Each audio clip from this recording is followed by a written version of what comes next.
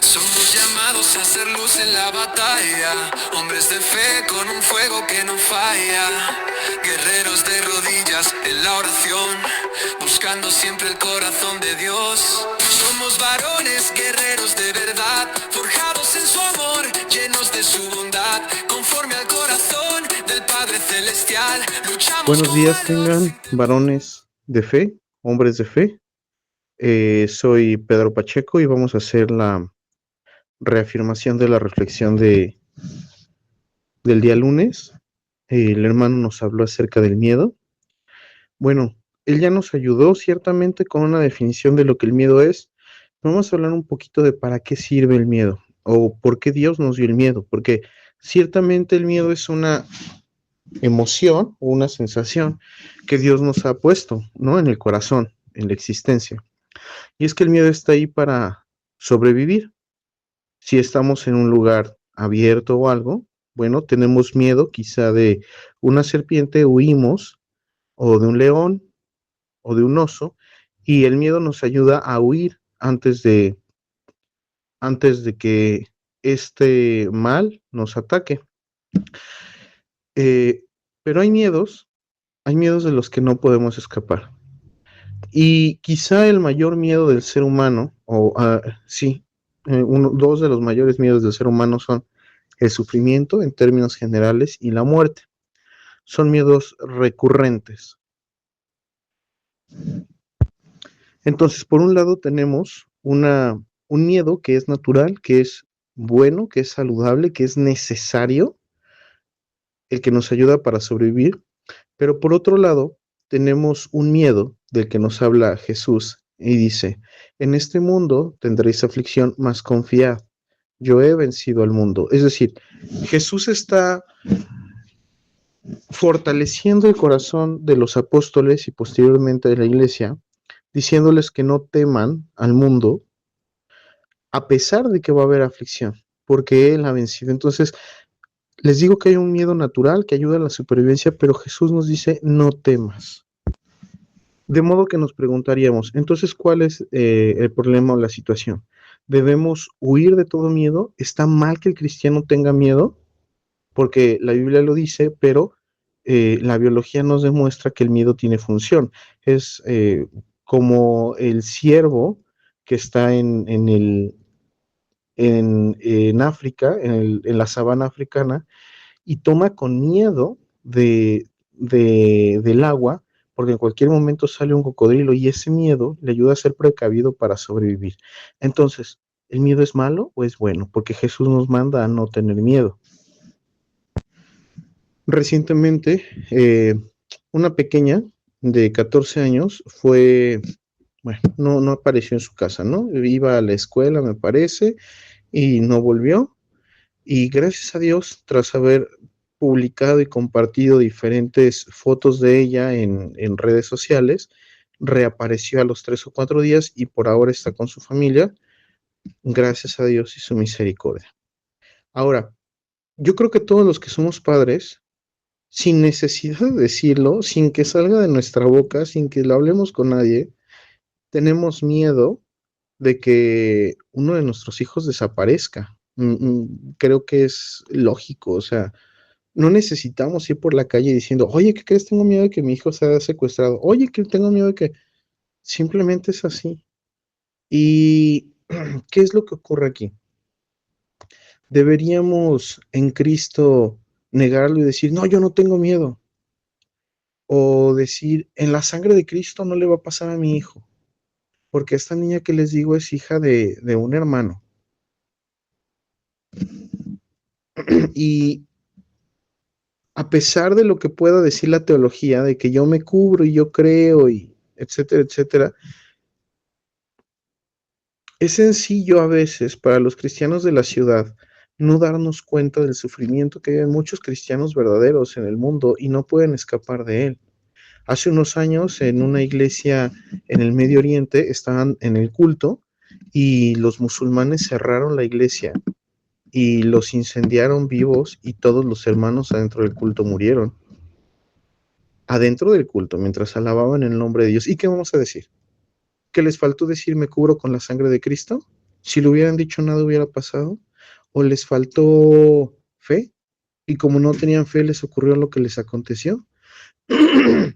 ¿Y qué diremos de Corrie ten Boom Boom, una hermana cristiana que durante el Holocausto en Alemania ayudó a rescatar judíos, y cuando fue encontrada y su hermana y su padre ayudaron, y cuando fueron descubiertos por el ejército nazi, fueron llevados a campo de concentración como si fueran judíos. El padre murió, la hermana murió, y Cori quedó viva para poder dar testimonio. Y decimos eso porque ella misma le fue revelado que a través de su hermana que iba a sobrevivir e iba a escapar de ahí, iba a salir de ahí antes de diciembre para poder dar testimonio de lo que había vivido.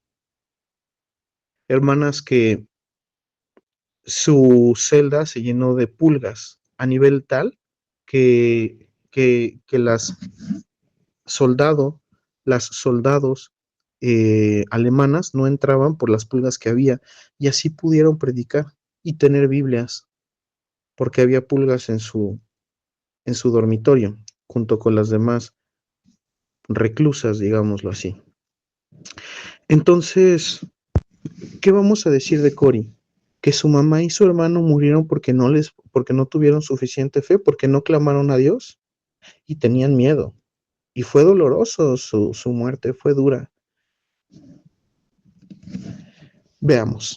Jesús nos dice, en el mundo tendréis sufrimiento, hermanos van a sufrir, ¿ok? Por más que se cubran con la sangre, por más que declaren, por más que decreten, va a haber sufrimiento de un modo u otro. Va a haber sufrimiento en mayor o en menor medida. El dolor no escapa de la experiencia humana porque vivimos en un mundo caído. Porque cuando el hombre pecó en el huerto del Edén y fue arrojado fuera del jardín, el hombre fue arrojado a un mundo hostil, un mundo de sufrimiento.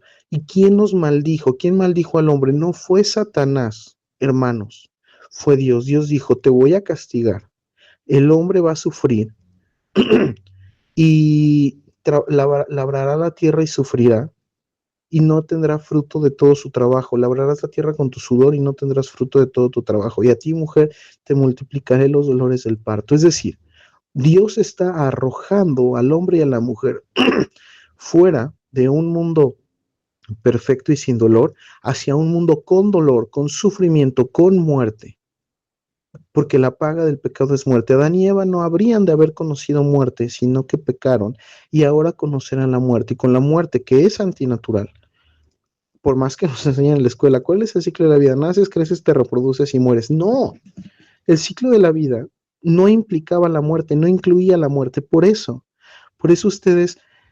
los seres humanos, ustedes como personas, yo, no entendemos, no terminamos de entender la muerte. Por eso necesitamos la tanatología y otras cosas, porque la muerte no es natural.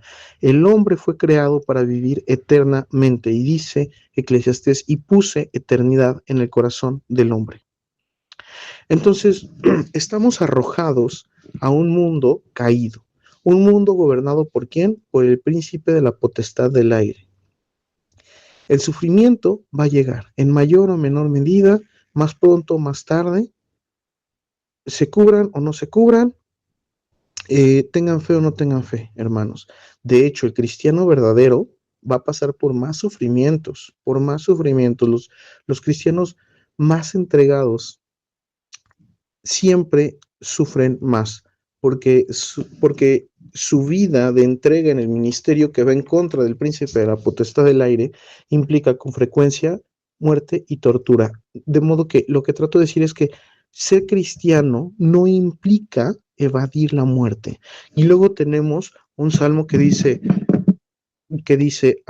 caerán 1000 a tu derecha y 10,000 a tu izquierda, pero a ti no llegará. ¿Qué? Hermanos, ¿cuál es la promesa de Dios? ¿Por qué no deben temer, sino que tienen que confiar porque Cristo ha vencido el mundo? ¿Qué es el mundo? El mundo es el estado de condición caída en la que está el hombre, que produce sufrimiento, pecado y finalmente muerte, porque la paga del pecado es muerte. Eso es el mundo. ¿Qué venció Jesús en la cruz? El mundo. ¿Qué venció Jesús en la cruz? La muerte. Ajá. Y a ver, bueno, venció, venció el morir, pero morimos. Entonces, ¿qué ocurre? Que vamos a vivir eternamente. Hay dos muertes. El cristiano solo probará la primera muerte, la muerte física, pero no la muerte eterna, que es un estado perpetuo de separación de, del hombre y de mi persona. Entonces, ¿qué es lo que ha vencido Cristo? La separación perpetua del hombre con Dios. ¿Ha evitado que haya asesinos? No. ¿Va a evitar que jamás me asalten? No. ¿Va a evitar que jamás me maten en un asalto? No. ¿Va a evitar la persecución contra los cristianos? No. Apenas esta semana, hermanos, en Chiapas, el gobierno y la Iglesia Católica se están juntando para expropiar todos los terrenos de los cristianos porque no participan en las fiestas patronales. ¿Y qué les falta a los hermanos? Fe, por eso sufren. Tienen que consagrarse más, porque eso está pasando, pero ha venido pasando desde hace 30 o 40 años. Y hay muchos hermanos que han abandonado a lo largo de estos 30 o 40 años en la zona de Chiapas, han tenido que abandonar sus hogares y mudarse a otra parte del país, porque al final sí perdieron su casa y no pudieron hacer nada al respecto. Y no vamos a decir que les faltó fe, no vamos a ser así de insensibles ante su sufrimiento. Hace años, un pequeño de nombre Samuel, de 9 años, murió de leucemia. Y un pastor le dijo a sus padres, él murió porque ustedes no tuvieron suficiente fe. Si hubieran declarado con fe, él hubiera vivido. Lo que pasó aquí es que el padre y la madre eventualmente se alejaron de la iglesia y la dejaron por completo. ¿Cómo es posible que se le diga a un padre que acaba de perder a su hijo de 9 años, a su primogénito? Tu hijo se murió porque no tuviste fe. Tú tenías que declarar que el niño era sano. ¿Qué? ¿Vamos a ir en contra de la voluntad de Dios? Ellos sufrieron y tenían miedo de que su hijo muriera y murió.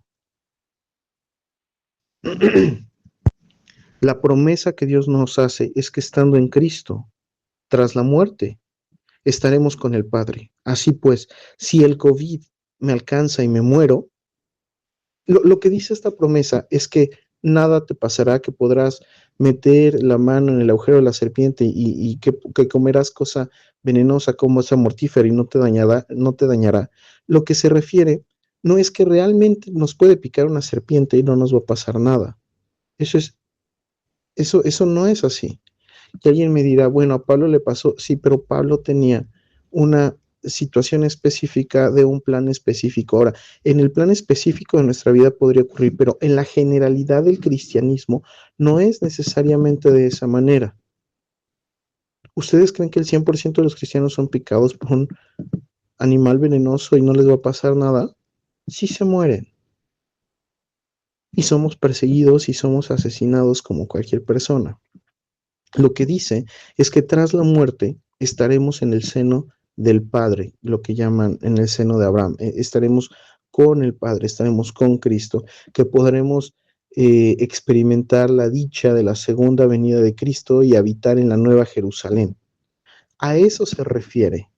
Entonces, cuando yo tengo conciencia de ello, pierdo la angustia por la muerte. Y entonces ya no me preocupa el COVID en sentido de que si me muero, estoy con Cristo, como dice Pablo. Si me muero, para Cristo vivo, y si vivo, de Cristo soy, ¿no? Entonces, en ese sentido es que ya no me afecta nada. El único poder de Satanás sobre el ser humano, los únicos dos poderes de Satanás sobre el ser humano son, uno, la tentación, dos, la muerte. Satanás no puede hacer nada más que tentarnos o matarnos. Si estamos en Cristo, la tentación nos resbala, porque somos impermeables. Si estamos en Cristo, la muerte nos resbala, porque muriendo estamos con el Padre. Entonces, en ese sentido, el veneno no me puede matar. En ese sentido, caerán 10,000 a mi derecha y 1,000 a mi izquierda y a mí no llegará. Entonces, el miedo frecuentemente nos va a ayudar a sobrevivir, pero el miedo de que tenemos que el miedo que tenemos que dejar atrás es el miedo por la angustia de la vida, porque Cristo ha dado su vida por nosotros y ahora tenemos vuelta al Padre, ahora podemos ir de nuevo al Padre, ahora podemos restaurar nuestra relación con el Padre, o más bien ya está restaurada, ya hemos ido de vuelta al Padre.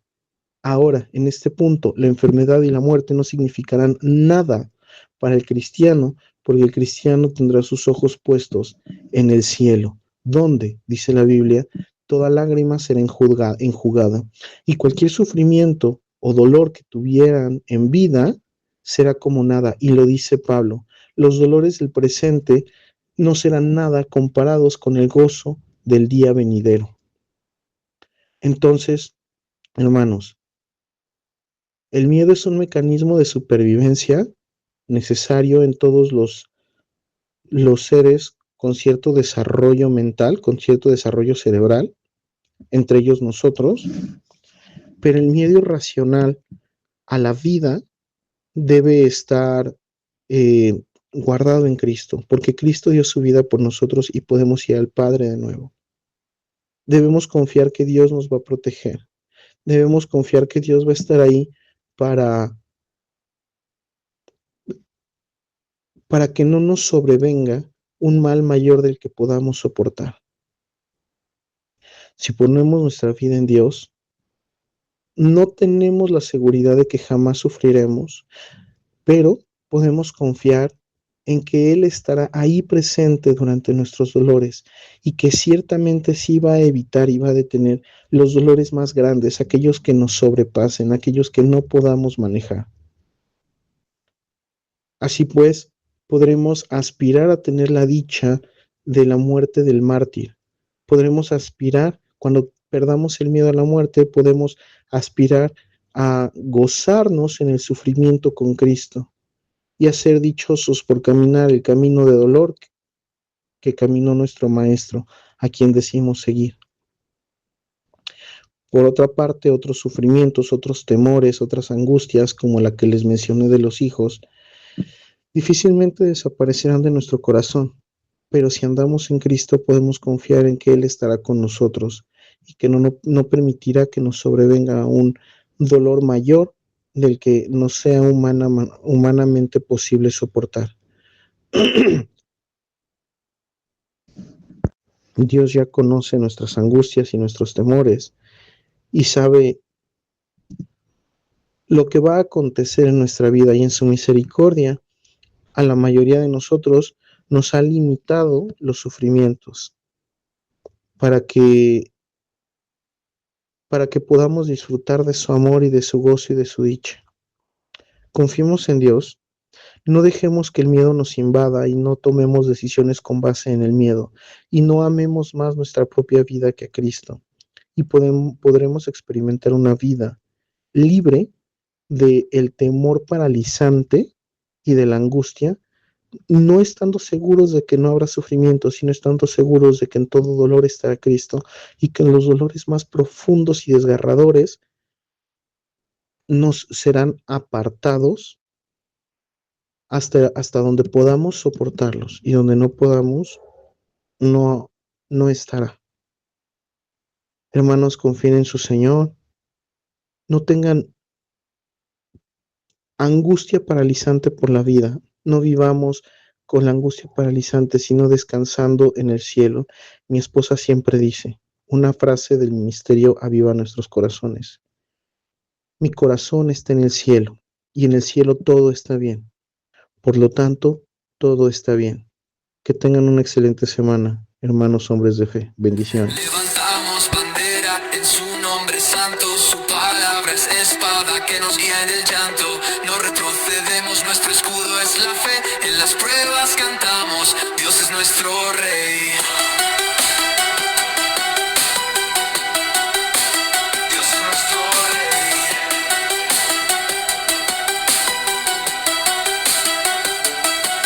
Un ejército unido por su compasión, varones guerreros con firme decisión. El mundo